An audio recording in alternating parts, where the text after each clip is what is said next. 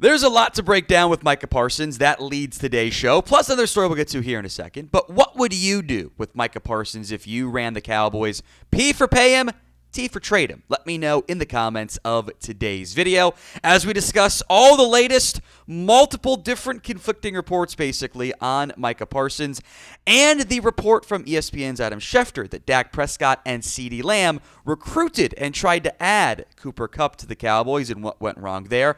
All of that coming up on today's Cowboys Report.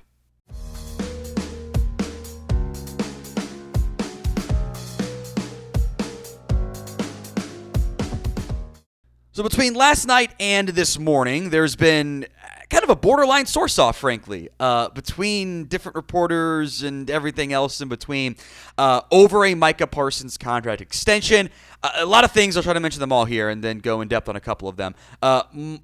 Basically, Micah Parsons' brother Terrence was dropping some breadcrumbs that a deal was close, which was kind of conflicted with what Jane Slater said. More on that in a minute. I will also make note that Mike Leslie of WFAA reported that Jerry Jones and Micah Parsons had a conversation on Tuesday at the Star to discuss a potential contract more in depth, which I think mostly aligns with kind of the stuff of what Terrence had been saying there. Jane, though, late last night kind of shut all that down, at least part of it, saying while there's chatter on Twitter about a Micah deal and an extension being finalized, I checked, that is not done, but I would characterize meaningful talks haven't even begun yet, per two sources informed. Jane also saying, I have no reason to believe it won't be done or can't be done. Just soon as telling you how I now have three sources telling me the deal is not done. Two tell me they wouldn't characterize the talks as meaningful enough to put pen to paper. Reading between the lines, communication has begun, but they aren't there yet. Clarence Hill saying that, he heard similar things from what Jane had said. So you've got kind of like the Terrence, I'll call them camps. It's not fair, but just to kind of group them together. Jane and Clarence saying they're not close at all. Mike Leslie saying that Micah and Jerry had a conversation Tuesday at the Star, which also kind of fits into the breadcrumbs from Terrence about Jerry making moves here. I want to emphasize this before I get too far into what I think. There is no need for a Starbucks fight here. I am not trying to start fights or stir stuff. I don't have the time or energy to get involved in media wars if those go on. And I don't like playing the source game. It's not fun. I think you need to have two, because if you don't have at least two, it's what I was trained when I went to journalism school. You don't maybe get the full picture. I'll also say this. I have been through enough Cowboys contract talks over the years with all these different big-time players to know this. There are really multiple groups at play sometimes. Sometimes it's the player and the agent. Sometimes the player and agent are separate. Sometimes it's the Cowboys. Sometimes the Cowboys and Jerry are separate, which might be what's going on here, by the way. I've been through enough of these to know one group or one party can feel like they made really good progress and it's getting close, and then others don't feel the exact same way. And that you can make good progress on a contract, and then sometimes the progress slows down a little bit. And it's not nearly as rapid fire as maybe what it felt like briefly, where it's not always a steady progression of linear growth. Sometimes it's up and down and then flat lines and stuff. And that is kind of the vibe I get where we're at. I do think there's been progress made in a contract. I also know how these go. Here is my advice when it comes to the Micah Parsons contract extension. My advice for this, just be a chill guy. Don't get too bent out of shape one way or the other. Because I do believe, whether it's Friday or before the draft or at the end of March or in July, in August, November, I fully expect this deal to get done. I would be very surprised, frankly, if it didn't get done. I just expect it to get done around August because it's the Cowboys. This is how they always do business. It always takes them a little bit longer and a little bit more drama for these true top-of-the-market deals like you're going to get with Micah Parsons. We literally just went through this with CeeDee Lamb. That deal could have been done in June. It could have been done in May. It could have been done in April. It wasn't that hard to actually get done. But it's the Cowboys. It's how things tend to go on a pretty frequent basis. So predictions. Will the Cowboys get Micah Parsons paid before the NFL draft? Y for yes, N for no. Let me know in the comment section of today's show.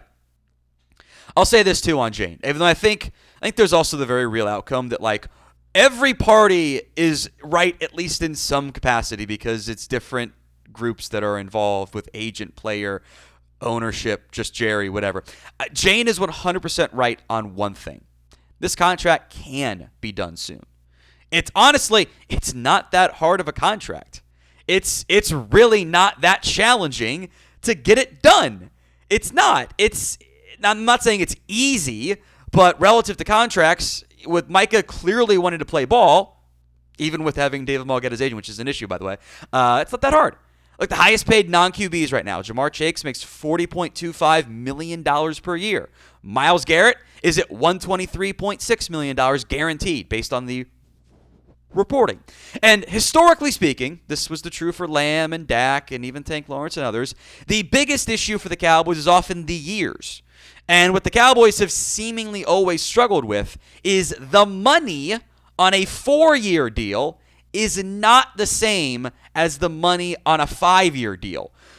With the way you can structure contracts and how the guaranteed money changes, you're kind of looking at about a $2 million per year difference every time you add a year. That's just with the way you're able to structure contracts and backload it. So a hypothetical, this is, again, I'm not playing the source game here. I want to emphasize that. A pretty reasonable 4-year contract comes in at 4 years, $40.5 million per year, $162 million guaranteed, $125 million guaranteed. I think if the Cowboys offered that today, it'd be done. It's the highest paid per year. It's the most guaranteed money. Now, Dallas would probably love a 5-year deal on that because they love trying to do 5-year deals. And if you can compare those here, that's 5 years. You add the $2 million, $42.5. The total money is $212.5. The guaranteed comes in around $164. And I picked that guaranteed money, by the way, because it's about the same as what Myles Garrett got in terms of percentages. It's about 77% guaranteed, which is a lot when you go to 5 years. And that's actually slightly above, I just basically rounded up, the Myles Garrett deal there. And again, these are all rough figures. I'm not saying that this is what they've agreed to. It just hasn't been signed yet, and it's not what I'm saying. But you could always kind of have a little up and down with both, right? You could always trade some average per year for additional guarantees somewhere in that range. Like, that's all I think extremely reasonable for the Dallas Cowboys because that's about what the market looks like because you didn't do it, a year ago when it would have been cheaper. By the way, I would fully anticipate a no-trade clause here. Myles Garrett got a no-trade clause. These top-of-the-market guys kind of all get one. I would fully expect that to be a part of the contract, too.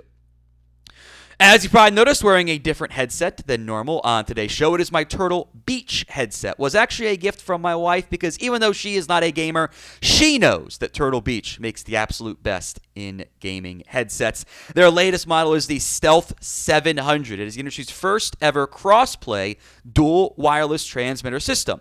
That means you can switch between your consoles and PC just a click of a button. And if you're not a console or a PC guy, if you only have one of them, you can also connect it to your phone for music streaming, taking calls, all at the same time. You can listen to your favorite songs while gaming, all done with the Stealth 700. And of course, Turtle Beach does not just have amazing headsets. They have every gaming accessory you could ever want. And they're all high quality at prices that don't break the bank. From flight and racing sims to controllers, keyboards, and mice, Turtle Beach is the ultimate gaming cheat code. Again, if you have not already, check them out. Go to turtlebeach.com/chat and use code chat for 10% off your entire order. That's turtlebeach.com/chat and use code chat at checkout for 10% off your order. After you buy, they'll ask you where you heard from them. Please support our show and tell them we sent you. Get the ultimate immersive gaming experience with Turtle Beach today. The link again, folks, will be in the comments section and the description of today's show. That's turtlebeach.com/chat, and make sure you use promo code chat. I have been through these Cowboys negotiating processes before, and they kind of always follow these paths, right? Step one, they almost offer last year's money, and last year's money ain't this year's money. It's a low offer to start, which is what Pretty Ricky had said and was disputed by Terrence Parsons again. Again, this also might be the difference in how the agent feels about it versus how maybe the player feels about it. Step 2, they don't get the deal done early. We're past step 2. Step 3, they're slow to make progress. You get the negative media article around this point. Then you actually make some progress, and then you finish the deal late. We're right around step 4 and 5 right now. That's the sign on the map. You are here. This is where you are right now. And we already had, yesterday, the negative media piece, which we can argue whose fault that is, but let's mention it. The Dallas Morning News dropping it Tuesday asking hey, the Cowboys have a Micah Parsons problem, to which I said, yes, they do. They haven't paid him yet and limited their own funding abilities there. Here are the main points from the DMN article. They brought up the Micah Parsons versus DeMarcus Lawrence feud, which is worth mentioning that a lot of the other teammates ended up backing Micah. How much of that is Micah's there, Tank's not? Tank kind of took a shot at the Cowboys on his way out. Who's to say? But there was very real friction there. They also brought up Malik Hooker's comments. Remember those when Micah and Malik kind of got in a feud on Twitter over Hooker's podcast comments, which also came on a podcast, which I think is really ironic. And then they're like, Hooker's locker was moved closer to the defensive backs room, which did happen, but it was also closer to the defensive backs, and literally everyone involved said that was not a factor that was already planned. Whatever. The absence of Mike at voluntary workouts, which this part I get. The Cowboys already did their leadership leak last year with Micah, acknowledging that. It's pretty similar to me that you want your leader to be there, which, again, I would like him there. What do voluntary mean? It's sometimes how it plays. Your quarterback needs to be there. Maybe if you're going to be the defensive leader, it's different. But in general, I would like them there, even if it's voluntary, but it's not the end of the world, right? And, of course, the podcast stuff always gets brought up. Look, I'm not saying it's fair. Micah's never going to beat the podcast Parsons allegations until they win a Super Bowl. That's how this works. I'm not saying it's right. I'm not saying it's fair, but this is the reality. And look, every single thing Micah Parsons does, whether it's tweeting or podcasting or just being a person, is amplified because he plays for the Dallas Cowboys and they don't have the playoff success that this team wants. If you win a bunch of games, no one cares what you do. No one cares, maybe some fatigue, over the Kelsey's podcast. No one cares that Amon-Ra St. Brown has a podcast because the Lions have been good. Also, it's the Lions. No one cares. If you play for the Browns and Rams, you can skip all the voluntary stuff you want. Aaron Donald and Myles Garrett do it. Now, it's not like Myles Garrett's won shit in his NFL career, but it's Cleveland, and there's not as much just pure attention that's involved there. And that's how it goes. I'm not saying it's fair. I don't think it's fair, but that's how this works. And I think Micah knows that too. I don't think that's why he's as bothered by it, frankly. And I think it's also, though, it's really hypocritical for this Cowboys team to constantly argue in contract talks of, they've said out loud in public, we don't think we should have to pay as much for players because this is the Cowboys. The brand of the star matters. Think about what it can do for your personal brand and your career afterwards, and then get mad when a player like Micah Parsons is doing that and does the podcast stuff. That's not fair. You can't have it both ways. You can't say, look at all you can do outside of football and then get mad when it's outside of football. It doesn't, that's not how it works. It's like you can't, if you're a company, you can't offer unlimited PTO and then get mad when people take PTO. You offered it. This is your idea, right? So what is the most you'd pay Micah per year? Let me know in the comments section of today's show. Then we'll move on to the Cooper Kupp stuff. Let's talk Cooper Kupp. And we won't go too long on this because it's kind of dead. It's over. Adam Schefter reporting that Dak Prescott and CeeDee Lamb attempted to recruit Cooper Kupp to the Cowboys. Schefter said last Thursday, Dallas reached out about Cooper Kupp, and they were interested. Dak and CeeDee, who I understand it, were on the phone with Kupp, talking to him about the idea of coming to Dallas. It was floated out there. And then the Cowboys heard the numbers, and they were at numbers the Cowboys weren't going to get to, and just like that, it was dead. The Kupp contract, we don't actually know anything about. The initial report, 3 years, $45 million, $15 million per year, has no guaranteed money mentioned yet. Very suspicious. And it makes this next question kind of tough, but I want to ask it anyway. would you have done that deal for Cooper Kupp? D for deal, ND for no deal. Let me know in the comments section of today's show. I'll make note of this too. This is not the first time Dak has tried to recruit players to the Dallas Cowboys. He's not very public with it. It's not the same way of Micah adding players on Twitter and et cetera.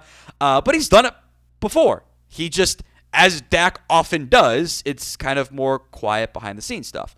He went after Von Miller. That had been reported. I forget who reported it, but I know it was reported. Was it Newey Scruggs maybe? Dallas didn't try to get Von Miller though.